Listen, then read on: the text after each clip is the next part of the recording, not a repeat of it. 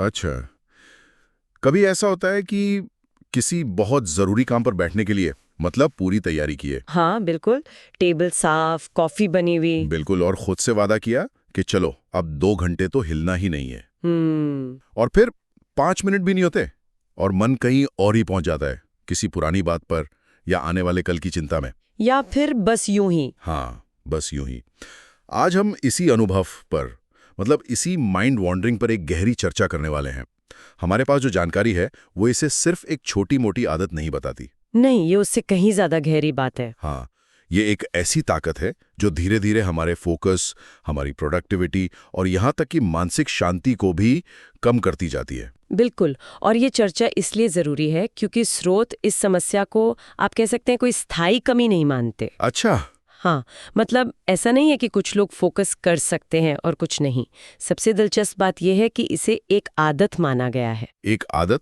एक अनट्रेन्ड, यानी हाँ। एक अप्रशिक्षित मन की आदत। हम्म। और अच्छी खबर यह है कि हर आदत की तरह इसे भी बदला जा सकता है, इसे साधा जा सकता है। तो आज हम यही समझने की कोशिश करेंगे कि ये आदत बनती क्यों है और इसे साधने के तरीके क्या हैं। बिल्कुल।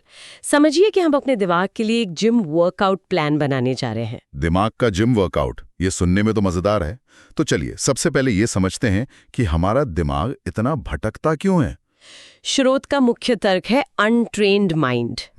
अप्रशिक्षित मन। मतलब दिमाग का तो स्वभाव ही है सोचना।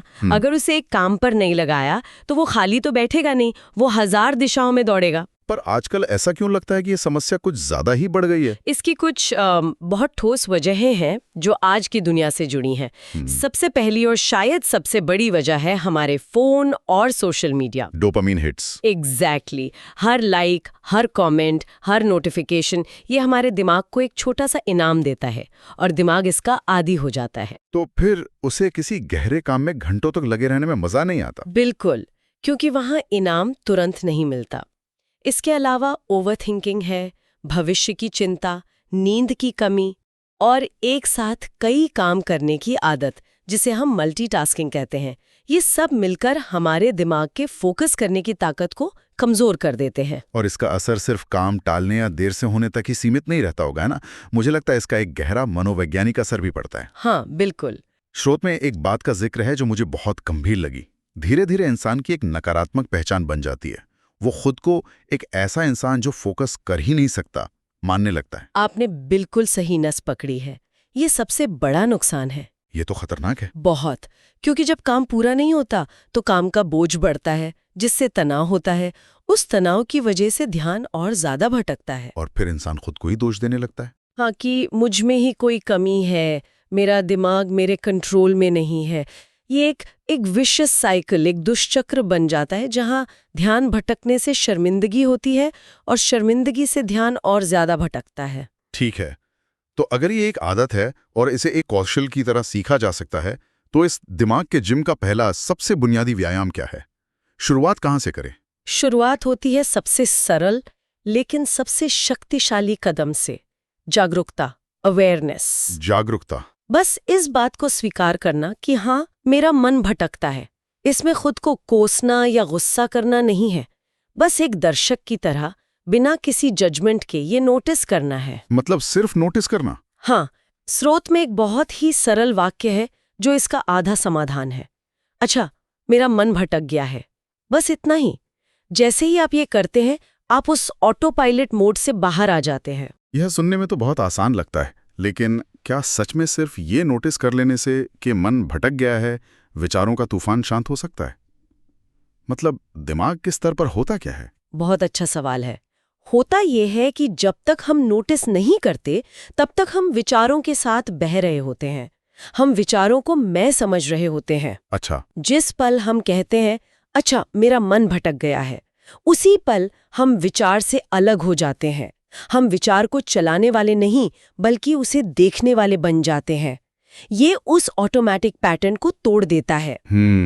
और इसी जागरूकता से जुड़ा एक बहुत ही व्यावहारिक अभ्यास है ब्रेथ एंकर तकनीक। सांस को एंकर बनाना, मैंने इसके बारे में सुना है। जब भी मन भटके अपनी सांस पर ध्यान लगाओ। लेकिन ये काम कैसे करता है? सांस में ऐसा क्या खास है? खास ये है कि सांस हमेशा वर्तमान में होती है। अभी और यहीं। हम ना तो अतीत में सांस ले सकते हैं, न ही भविष्य में। जब हमारा मन अतीत के पछतावों या भविष्य की चिंताओं में भटक रहा होता है, तो सांस उसे पकड़कर वापस अभी और यहाँ खींच लाती है, एक एंकर की तरह। बिल्कुल, जो जहाज को लहरों में बहने से रोकता है। जब भी आप महसूस करें कि मन भटक गया है, बस रुकें और 5 गहरी सांसें लें। अपना पूरा ध्यान हवा के शरीर में जाने और बाहर आने पर लगाएं। ये दिमाग के लिए एक रीसेट बटन जैसा है। ये तो मन को पल भर में शांत करने का तरीका हुआ, एक तरह का क्विक फिक्स। लेकिन उन आदतों का क्या जो दिन भर हमारे फोकस को बिखेरती रहती हैं, जैसे कि मल्टीटास्किंग। स्रोत इसे मन भटकने का एक बड़ा कारण बताते हैं, लेकिन कई लोग कहेंगे कि सिंगल टास्किंग आज की दुनिया में मुमकिन ही नहीं है। ये एक बहुत ही जायज सवाल है, और स्रोत ये नहीं कहते कि आप अपनी जिंदगी पूरी तरह बदल दें। वो कहते हैं कि आप जानबूझकर सिंगल टास्किंग के ब्लॉक्स बनाएं। ब्लॉक्स मतलब? इसका एक बेहतरीन तरीका है टाइम ब्लॉकिंग या पोमोडोरो तकनीक। आपने सुना होगा शायद इसके बारे में। 25-30 मिनट के लिए एक काम चुनें, टाइमर लगाएं और उस दौरान सिर्फ और सिर्फ वही काम करें। कोई फोन नहीं, कोई ईमेल नहीं, कुछ नहीं। फिर 5 मिनट का ब्रेक लें। हाँ, पोमोडोरो तकनीक, मैंने इसके बारे में सुना तो है, पर सच बताऊं तो अक्सर मेरा 5 मिनट का ब्रेक 15 मिनट में बदल जाता है, क्योंकि मैं फोन उठा लेता हूं। और यही सबसे आम गलती है। स्रोत इस बारे में बहुत साफ है। वो 5 मिनट का ब्रेक दिमाग को रिचार्ज करने के लिए है, उसे और ज्यादा जानकारी से भरने के लिए नहीं। अच्छा। उस ब्रेक में फोन उठाना वैसा ही है जैसे मैराथन दौड़ते हुए बीच में रुककर सिगरेट पी लेना। सही बात है। इसके बजाय उस ब्रेक में उठकर थोड़ा चलिए, पानी पीजिए, खिड़की से बाहर देखिए, कुछ भी ऐसा कीजिए जो स्क्रीन से जुड़ा ना हो। और एक और बारीकी है, बताइए। हर 25 मिनट के सेशन के लिए एक बहुत छोटा और स्पष्ट लक्ष्य रखें। सिर्फ ये ना कहें कि मैं इतिहास पढ़ूंगा, कहें कि अगले 25 मिनट में मुझे इस चैप्टर के 5 पेज पढ़ने हैं। जब लक्ष्य छोटा और साफ होता है तो दिमाग को भटकने की वजह ही नहीं मिलती। बिल्कुल, ये बहुत काम की सलाह है, छोटे लक्ष्य। अच्छा, एक और दिलचस्प तकनीक का जिक्र है, माइंड डंपिंग। हाँ, यानी दिमाग में जो भी चल रहा है उसे बाहर निकाल देना। ये थोड़ा अजीब लगता है। इसका मतलब है कि मैं एक कागज पर अपने दिमाग का सारा कचरा लिख दूं? हाँ, बिल्कुल यही। कई बार हमारा मन इसलिए भटकता है क्योंकि बैकग्राउंड में बहुत कुछ चल रहा होता है, कोई चिंता, कोई अधूरा काम, किसी से हुई कोई बातचीत। माइंड डंपिंग का मतलब है काम शुरू करने से पहले 5 मिनट के लिए एक कागज और पेन लेकर दिमाग में जो कुछ भी है, अच्छा, बुरा, जरूरी, फालतू, सब कुछ बिना सोचे समझे लिख देना। दिमाग की सफाई करने जैसा? बिल्कुल। एक बार जब वो सारे विचार कागज पर आ जाते हैं तो दिमाग हल्का हो जाता है और सामने वाले काम पर फोकस करने के लिए तैयार हो जाता है।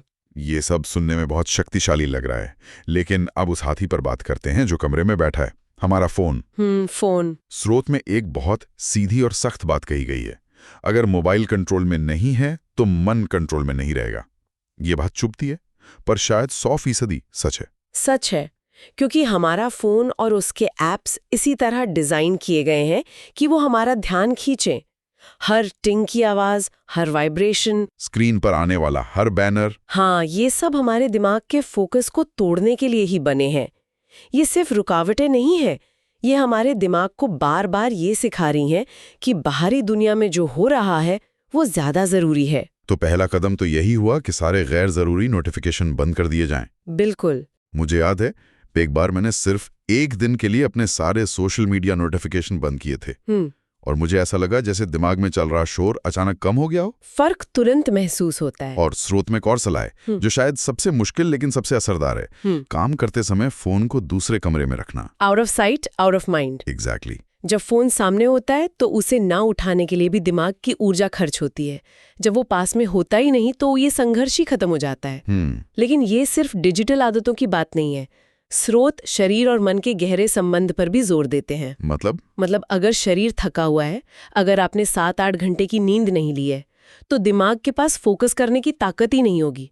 एक थका हुआ दिमाग हमेशा आसान रास्ता खोजेगा, और सबसे आसान रास्ता है भटक जाना। सही। अच्छी नींद, हल्का व्यायाम और शरीर में पानी की कमी न होने देना, ये फोकस के लिए नींव का काम करते हैं। हमने आदतों, तकनीकों और माहौल की बात की, अब मानसिकता पर आते हैं। स्रोत में ध्यान या मेडिटेशन का भी जिक्र है, लेकिन ये शब्द सुनते ही कई लोग घबरा जाते हैं। हाँ, उन्हें लगता है कि घंटों तक शांत बैठना पड़ेगा, जो नामुमकिन लगता है।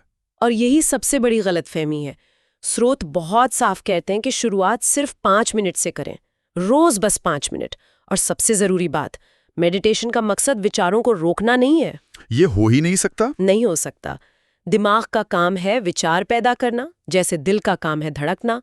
मेडिटेशन का असली मकसद है विचारों के साथ बहने से रोकना।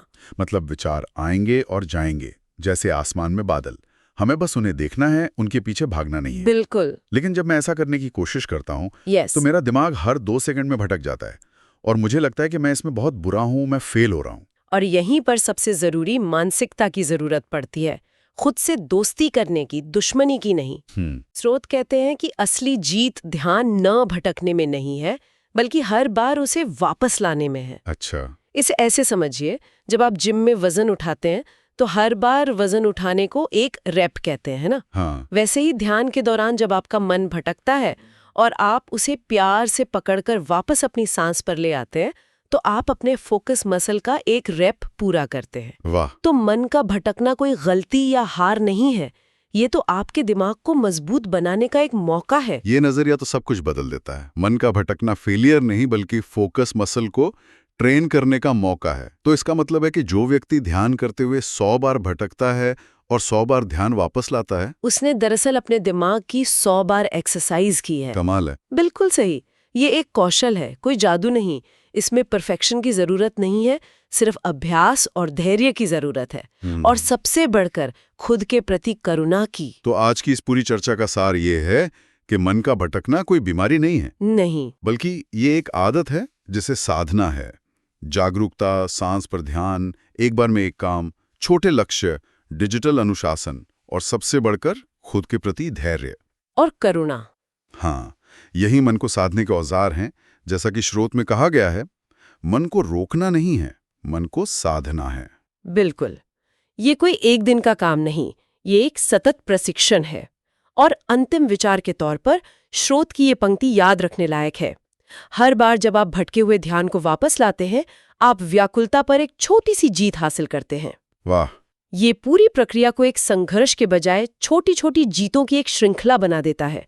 और यही छोटी छोटी जीतें मिलकर एक दिन बड़ी आदत को बदल देती हैं। इस चर्चा के बाद ये सोचना दिलचस्प होगा, अगर मन का भटकना हमारी छोटी छोटी दैनिक आदतों का नतीजा है, तो हमारी कौन सी एक आदत अनजाने में से सबसे ज्यादा मजबूत कर रही है, और उसे बदलने के लिए आज एक छोटा सा कदम क्या हो सकता है।